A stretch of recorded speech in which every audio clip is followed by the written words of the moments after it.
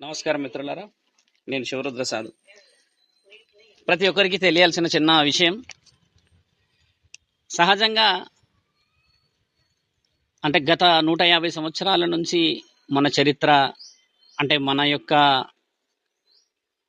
School, అంటే ఉపాధ్యాయుల ద్వారా విద్యార్థులు ఉదయం ప్రేయర్లో, ప్రార్థనా సమయంలో వందే మాత్రం పాడు ఆ చక్కటి భారతదేశ ఔన్నత్యమైన గీతాన్ని 2 చరణాలే పాడేవాళ్ళం.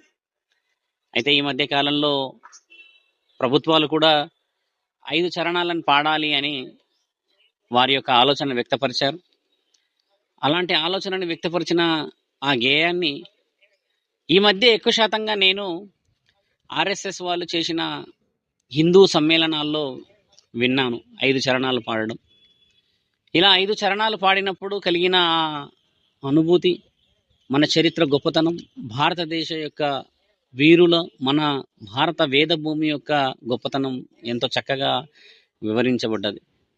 బంకిం చంద్ర చటర్జీ 1870లో రచించిన ఈ గేయం కొన్ని అనివార్య కారణాలతోటి కేవలం 2 చరణాలే పాడారు.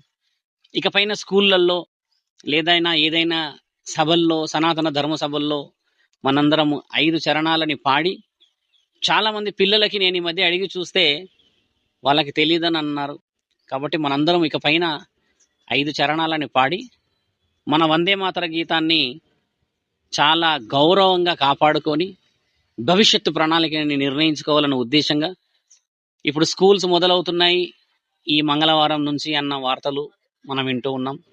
అందరూ పాఠ్యాంశాల్లో వాళ్ళు కూడా ఉదయం ప్రేయర్ సమయంలో 5 చరణాలు పాడే ప్రయత్నం చేస్తూ ఒక 3 నెలలు 4 నెలల తర్వాత అందరికీ ఇది కంఠస్థనం అయిన తర్వాత అందరికీ అలవాటు పరిచే విధంగా వెళ్ళాలని ఉపాధ్యాయులందరినీ కూడా, మన ప్రభుత్వాలని, మన గౌరవాన్ని కూడా కాపాడుకునే అవకాశం మనం అందరం ఉపయోగించుకోవాలని కోరుతున్నాం.